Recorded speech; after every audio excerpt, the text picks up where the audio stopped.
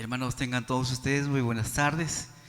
Qué gozo estar en la casa del Señor. Gozo estar junto a ustedes, juntos a nosotros y honrar a nuestro Dios, honrar al Señor. Es lo mejor, ¿no? Es lo mejor que nos ha pasado, es lo mejor que nosotros sabemos hacer. Y ahí donde nos encontramos, vamos a orar al Señor ahí sentados nomás. Amado Señor, muchas gracias por ese tiempo en el cual estamos reunidos todos los hermanos para poder alabarte a ti, honrarte, Señor, adorarte en la hermosura de tu santidad. Gracias, Señor, porque tú eres bueno, y gracias, Señor, porque a ti te ha placido que nosotros estemos aquí en este momento. Te honramos, Señor. Ahora, Señor, permítenos meditar en tu palabra y que tu palabra, Señor, también hable a nuestras vidas, en el nombre de Jesús. Amén.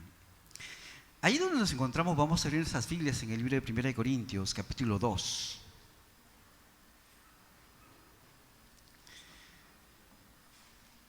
¿Cuántos de ustedes se han puesto a meditar en que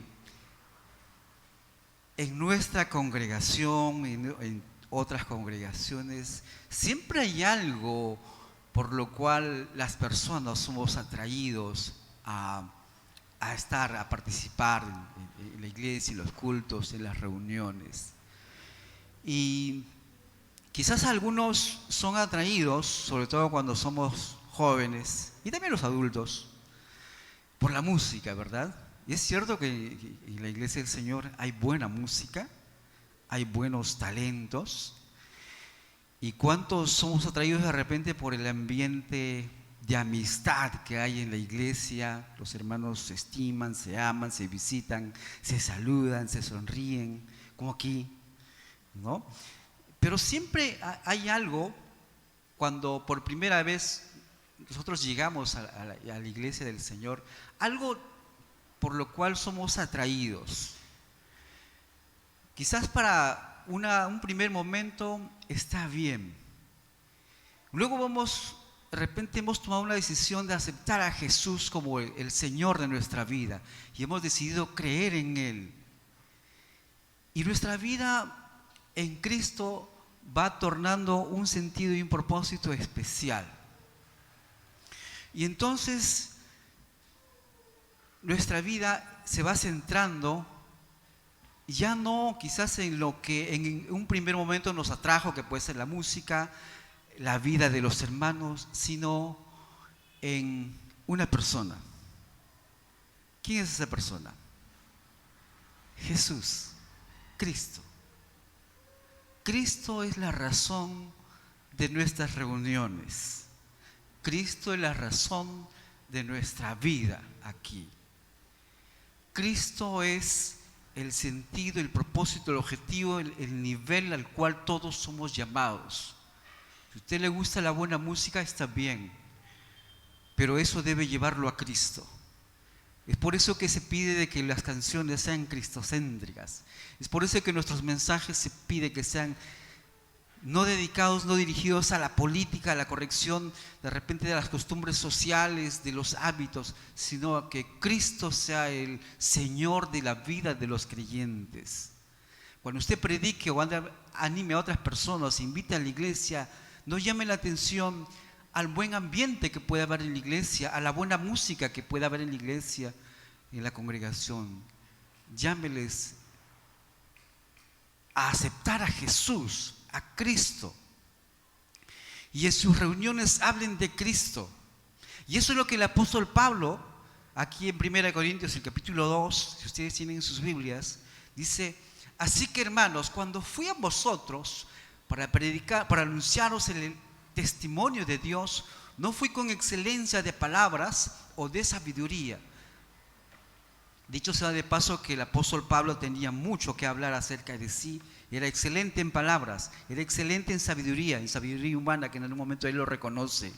Pero dice que todo eso él no era lo más importante. Versículo 2 de 1 Corintios capítulo 2 dice: pues me propuse no saber entre vosotros cosa alguna, sino a Jesucristo Y que toda nuestra vida, hermanos, toda la razón de nuestra vida, nuestro padecimiento, nuestro esfuerzo, nuestra predicación, nuestras reuniones, nuestras alabanzas, todo debe estar centrado en Cristo. Cristo está en toda la Biblia, está en el Antiguo Testamento, está en el Nuevo Testamento, está en el Génesis, en el primer capítulo, está en el último capítulo. Cristo es el todo de nuestra vida. Cristo está en la Trinidad. Cristo está en el Antiguo y Nuevo Testamento. Cristo está presente hoy, aquí, en esta reunión. Cristo debe motivar nuestra vida.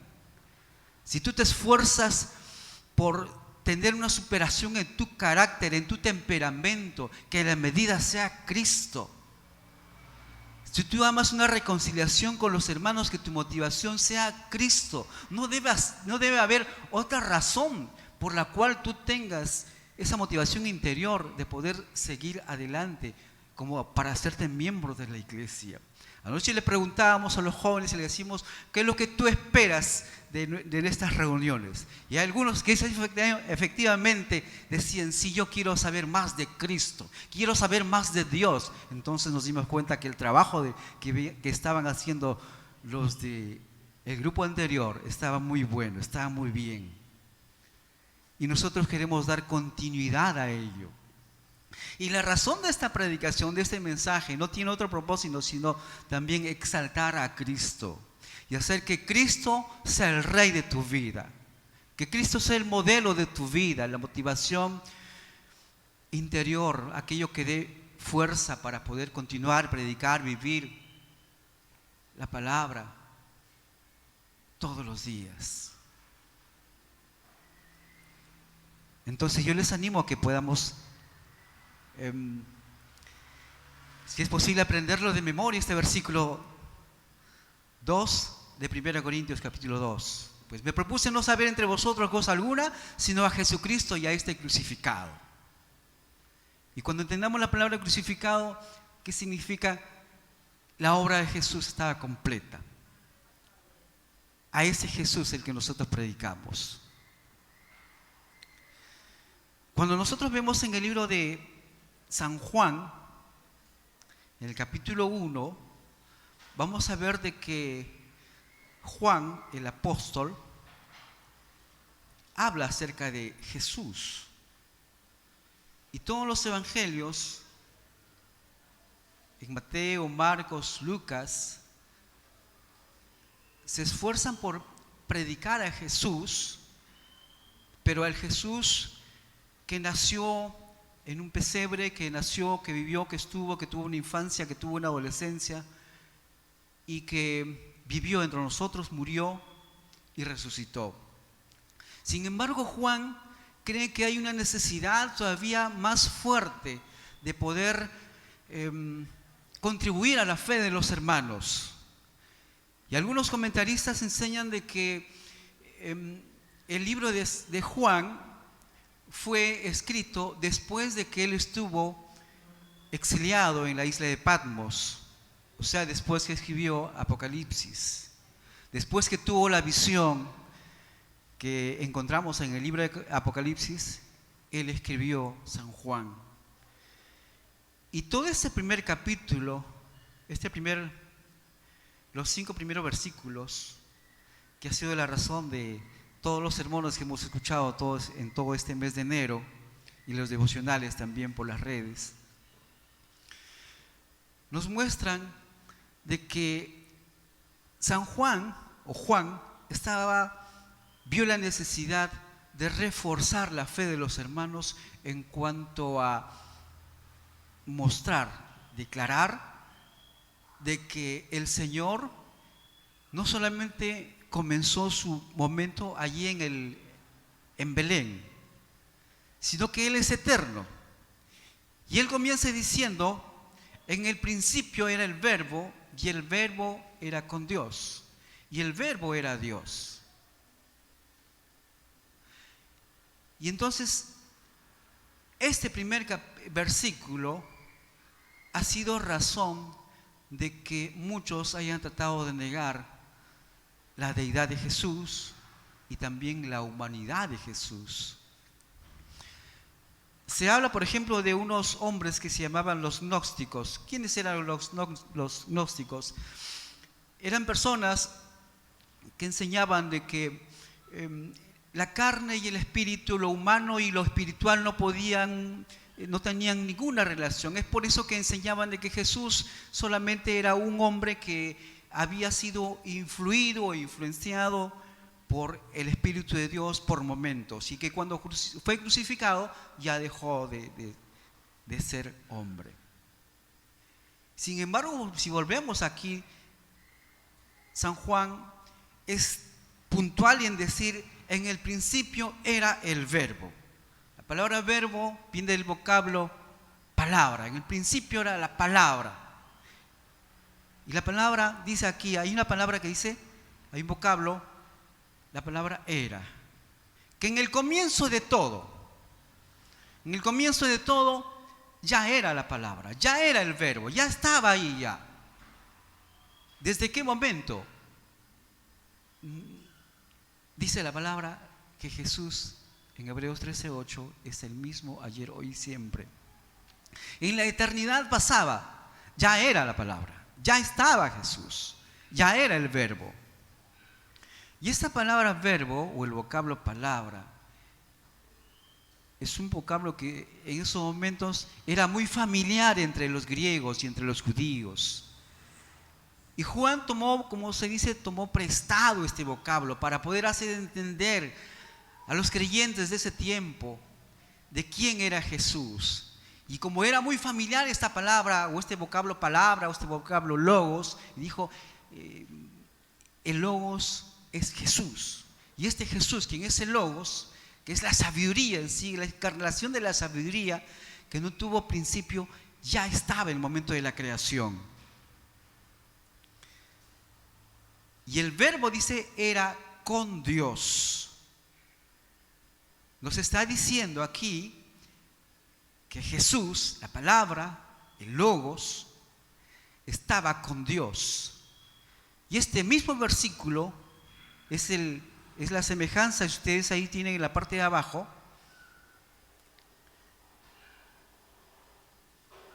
con el capítulo 1 de Génesis.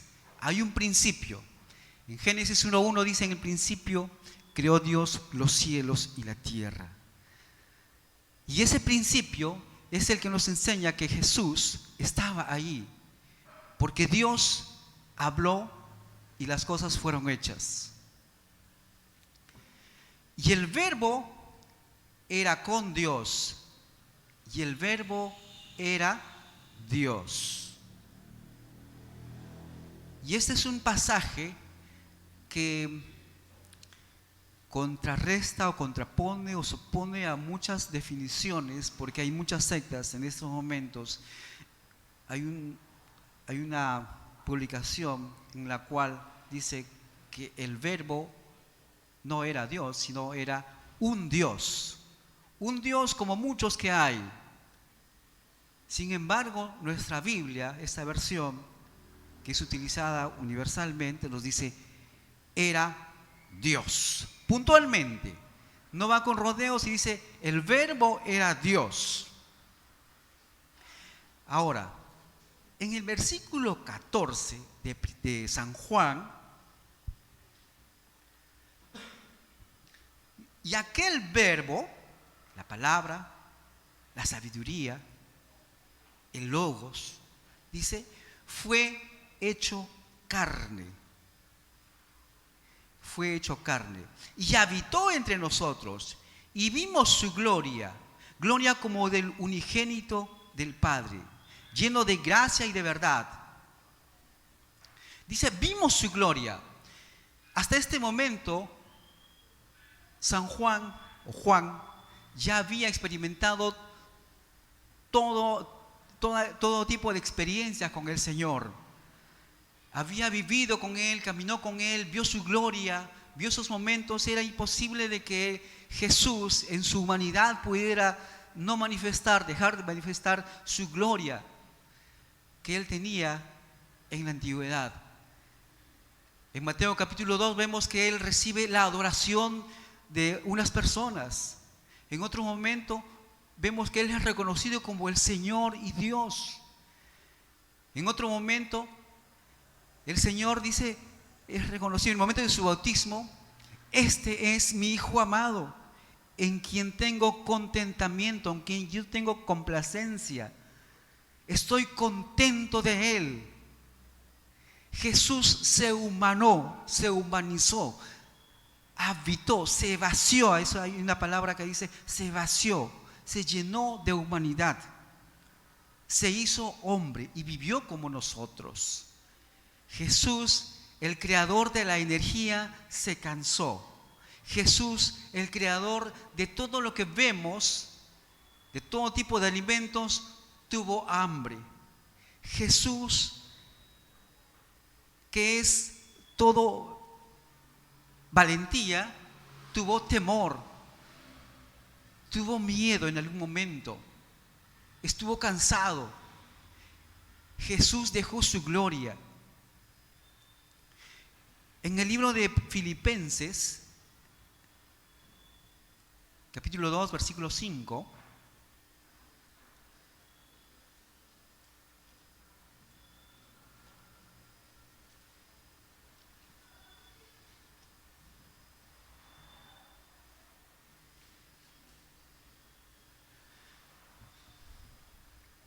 dice: haya pues en vosotros este sentir. La palabra sentir no necesariamente está refiriéndose a un sentimiento.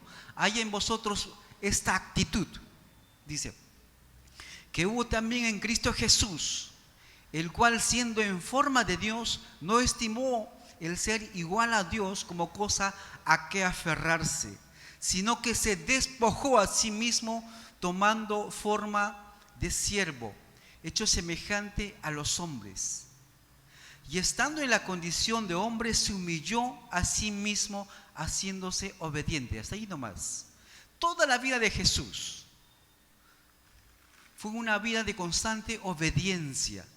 Y eso es lo que nos llama el apóstol Pablo nuestra atención, porque dice: haya en vosotros este sentir, esta actitud, la cual habitó en Jesús, quien no estimó el ser igual a Dios como cosa a que aferrarse, sino que se hizo obediente hasta la muerte, y muerte de cruz. Todo hizo Jesús por amor de nosotros.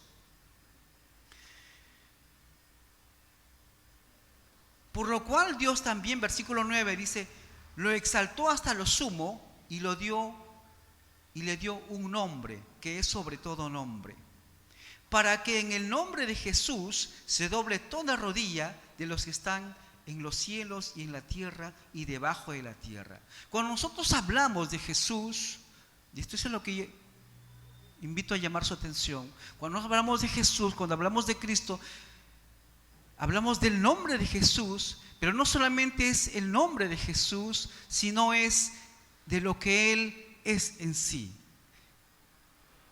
lo que Él hizo en sí. El nombre que obtuvo es todo lo que hizo a nuestro favor. El nombre que Él obtuvo, que es sobre todo nombre, y en ese nombre se dobla toda rodilla, representa la actitud de obediencia que hubo en Cristo Jesús, de humillarse hasta lo sumo, como dice este capítulo, y hacerse como uno de nosotros, vivir como uno de nosotros. En Hechos 4:12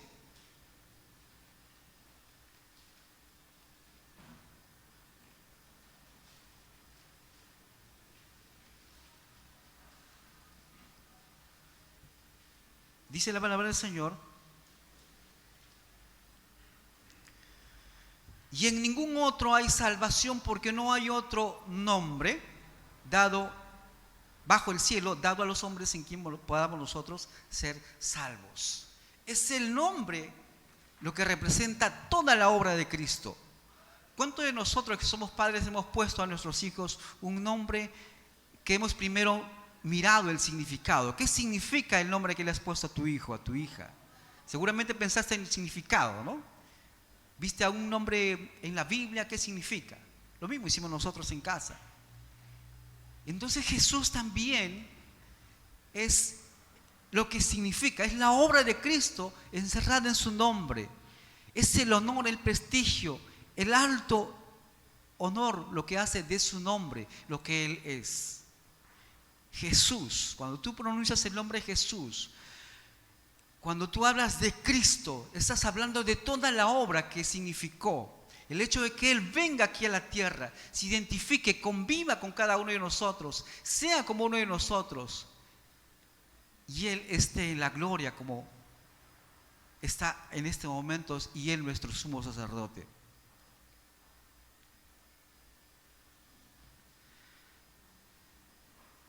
En San Juan 8:57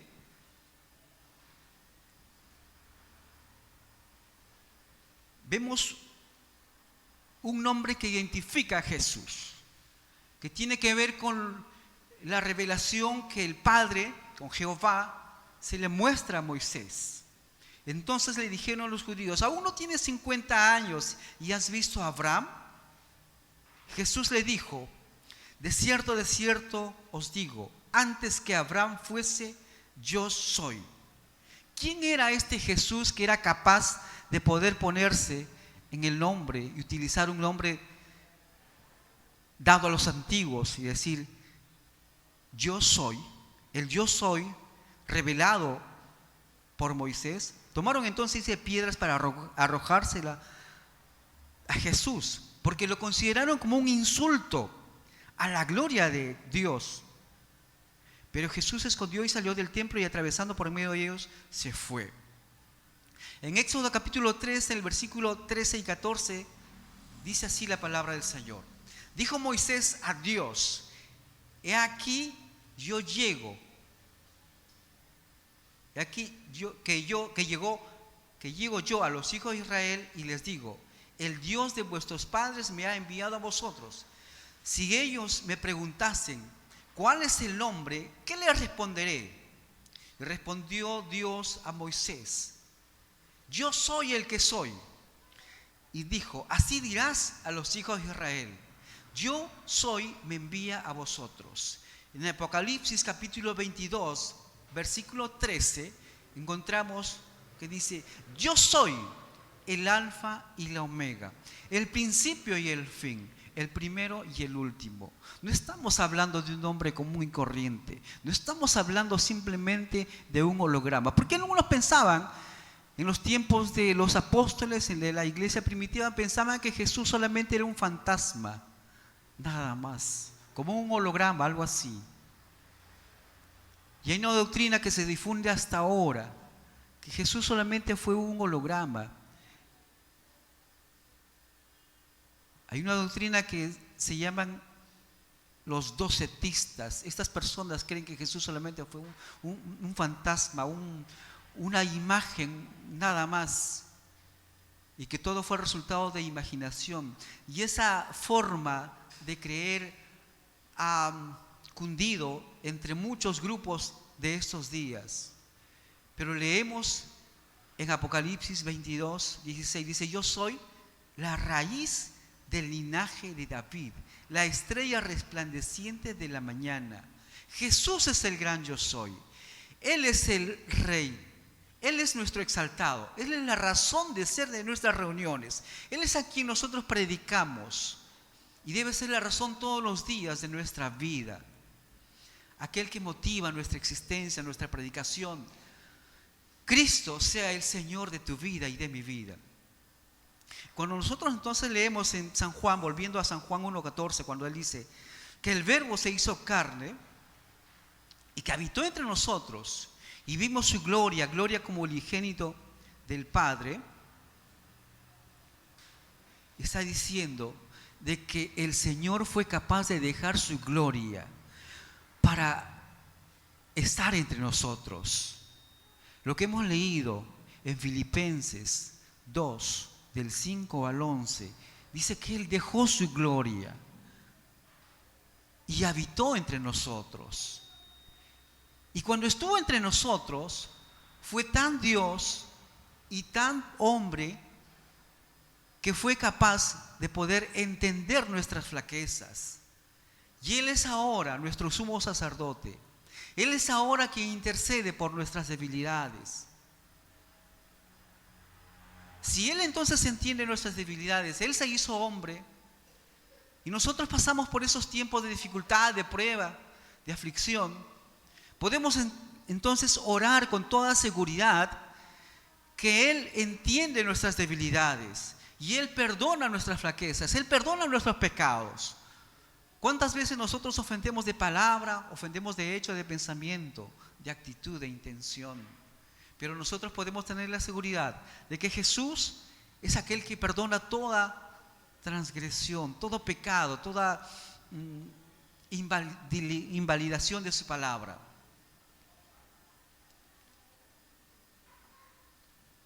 Ese Jesús que fue capaz de entender nuestras flaquezas es el que ahora está en la forma de nuestro sumo sacerdote. Y Él intercede, dice la Biblia, de día y de noche. Porque Él entiende nuestras flaquezas, entiende nuestro dolor, entiende ese momento de dificultad. ¿Cuántas veces nosotros nos encontramos con dificultades, con dolencias, con enfermedades? Y ponemos nuestras expectativas quizás en lo humano, en las cosas terrenas. Nosotros tenemos en la Biblia a alguien que puede entender nuestras flaquezas, nuestro dolor, nuestro sufrimiento. Acerquémonos pues confiadamente, dice Hebreos, aquel sumo sacerdote que puede entendernos, aquel que puede reemplazar nosotros y que nos ve a través de su sangre. No hay razón entonces, si alguno dice que ha estado en situación de prueba, a que tú puedas estar en esa situación de prueba, de flaqueza, de debilidad, sino que puedes acercarte confiadamente. Ese es el Jesús que nosotros predicamos. Ese es el Jesús que nosotros vemos entonces que el apóstol Pablo, cuando viene a los Corintios, le dice: hermanos, yo no me he propuesto entre nosotros, entre ustedes, saber otra cosa, sino a Cristo crucificado. Yo te pregunto, ¿cuál es tu propuesta al reunirte con los demás hermanos? Hebreos, hermanos, es una carta que está dirigida también a ciertos hermanos que estaban pasando por momentos de debilidad. Ciertos momentos en los que eran invadidos todo tipo de doctrina, todo tipo de pensamiento, ritos. Y el autor, que podría ser Pablo o podría ser Apolos, y que es indistinto quién haya sido, pero Hebreos está. Es una carta que también está dirigida a los hermanos creyentes de ese momento, a los hermanos judíos. Y a estos les dice, en esos momentos en los cuales ellos se encontraban en debilidad, que no se dejen llevar por ciertas doctrinas. Vamos a Hebreos el capítulo 5.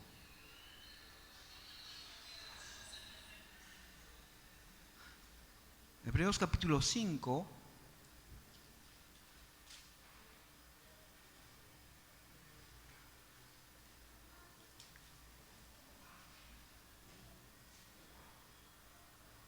Versículos 12.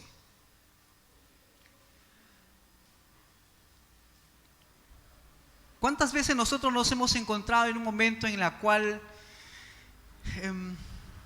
nos encontramos con alguien y que pasa por un momento de prueba, de dificultad, y le llama la atención, ¿no? De repente por los años que tienen la fe, por los años que tienen el Señor. Y esto mismo está pasando aquí en Hebreos. Todo el libro de Hebreos es llamar la atención a Jesucristo. Y entre muchas cosas, el autor dice a los hebreos: hermanos, porque debiendo ser ya maestros, después de tanto tiempo, tenéis necesidad de que se os vuelva a enseñar los primeros rudimentos de las palabras de Dios.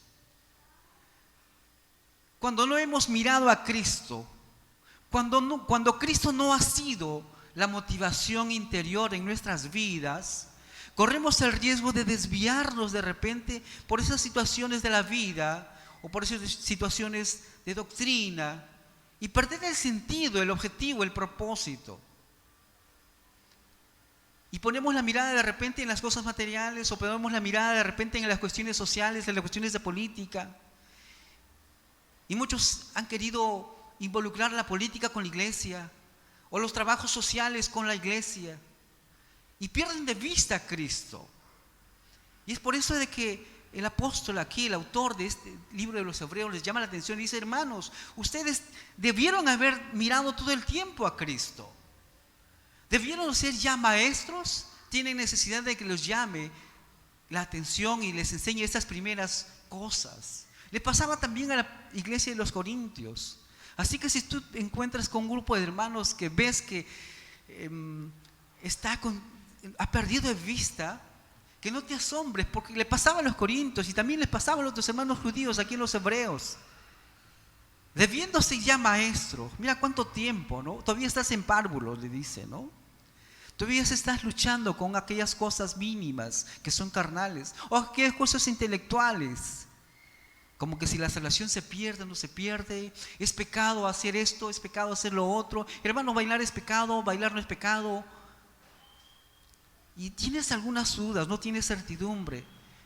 Aquí les está llamando la atención. Debiendo ser ya maestros, debiendo tener claras las cosas en Cristo Jesús, debiendo ser ya la estatura de Cristo, ¿tienes necesidad todavía, dice, de que yo te vuelva a enseñar estas primeras cosas? A los Corintios les dice: hermanos, ustedes ya deberían estar hablando de cosas más grandes, pero yo tengo necesidad de darles leche todavía. Debiendo ustedes ya estar palpando carne sólida, fuerte. Por eso es importante que en la iglesia todos estemos asegurándonos del discipulado básico y constantemente estar en las enseñanzas, aprendiendo cosas que nos lleven a la estatura de Cristo. El propósito es Cristo, llegar al nivel de la estatura de Cristo. ¿Cuántos de nosotros podríamos identificarnos de repente con esos hermanos hebreos, que debiendo ya estar en una buena estatura en la fe, enseñando a otros, todavía tenemos necesidad de aprender las cosas más básicas de la salvación? Aquí dice, ¿no? Hebreos 6, ¿no? Habéis tenéis la necesidad de leche y de no alimento, y todo aquel que participa de leche es inexperto. Capítulo 6 dice: por tanto, dejando ya los rudimentos de la doctrina de Cristo, vamos adelante a la perfección, no echando otra vez el fundamento del arrepentimiento de obras muertas. Todavía tiene necesidad de diferenciar entre las obras y la fe, la salvación por obras o la salvación por fe. Y ahí sigue detallando más cosas todavía. Tienes necesidad de esas cosas, ¿no? Como al principio, entonces te pregunto, ¿no? ¿Cuál es tu motivación cuando tú vienes aquí? ¿Cuál es tu motivación al estar dentro de la iglesia de Cristo? ¿Es Cristo? ¿Es el grupo social? ¿Es el hermanamiento? ¿Es el grupo humano? ¿Es la música? ¿Cuál es tu motivación en estar en la iglesia, en el ser cristiano? Ojalá que pueda ser Cristo. Asegurémonos, hermanos.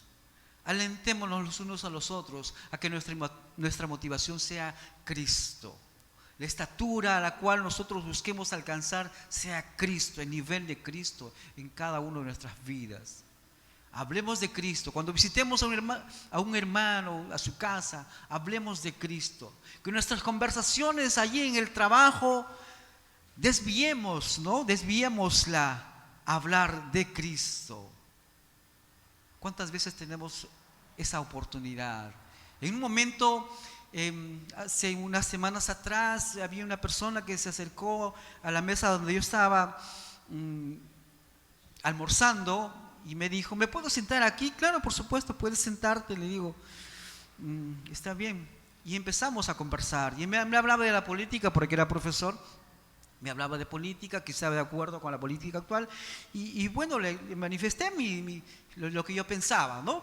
Pero entonces dije, ¿cómo desvío esta conversación? Señor, dame sabiduría.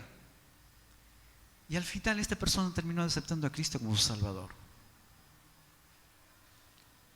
Entonces, Dios nos ha dado la capacidad.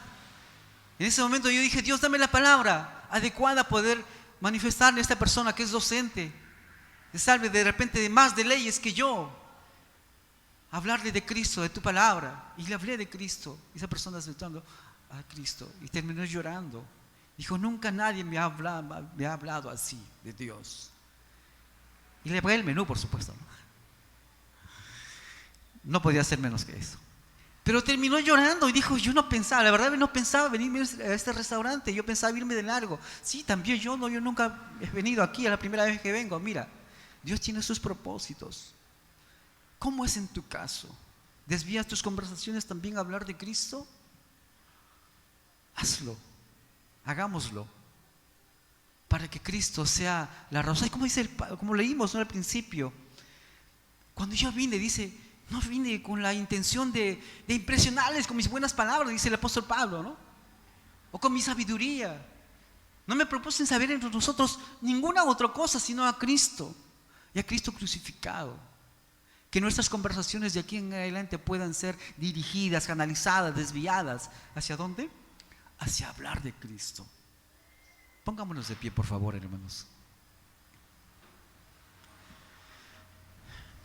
Al principio dijimos, ¿cuál es tu motivación al militar en las filas de Cristo? ¿Cuál es la razón de ser por la cual tú estás en un ministerio? ¿Qué es aquello que te motiva? De repente la expresión de tu talento, es la expresión de tu habilidad. Cuando tú hablas con la intención de impresionar, o hablas con la intención de que la otra persona ponga sus miradas en Cristo. Ojalá que sea siempre eso la motivación. Que la otra persona pueda ver a ti o a través de ti a Jesús, a Cristo. Que esa sea nuestra oración. Señor, hazme a mí como un instrumento de tu paz. Habla a través de mí. Oremos. Señor, en esta tarde, Señor, hemos hablado de tu palabra. ¿Y cuántas veces nosotros nos habremos reunido con una intención de repente humana en nuestras reuniones? Pero aquí tu palabra nos habla, Señor, así como el apóstol Pablo, de no impresionar con la elocuencia de nuestras palabras, de nuestra sabiduría o de nuestra habilidad, nuestro talento. Porque desde el momento en que conocemos a Cristo, Señor, el único que debe ser exaltado es Cristo Jesús. Y ahora, Señor, hemos dejado tu palabra. Está puesta tu palabra en el corazón de mis hermanos aquí en esta tarde. Te pedimos que tú la sigas canalizando, la sigas dirigiendo, de tal manera de que en cada creyente, que en cada hijo de Dios se vea a Cristo, que en cada habilidad, que en cada talento, que en cada tema, que en cada conversación, Cristo esté presente ayer, hoy y siempre. En el nombre de Jesús. Amén. Dios los bendiga, hermanos. Por favor, tomen sus lugares. Muchas gracias.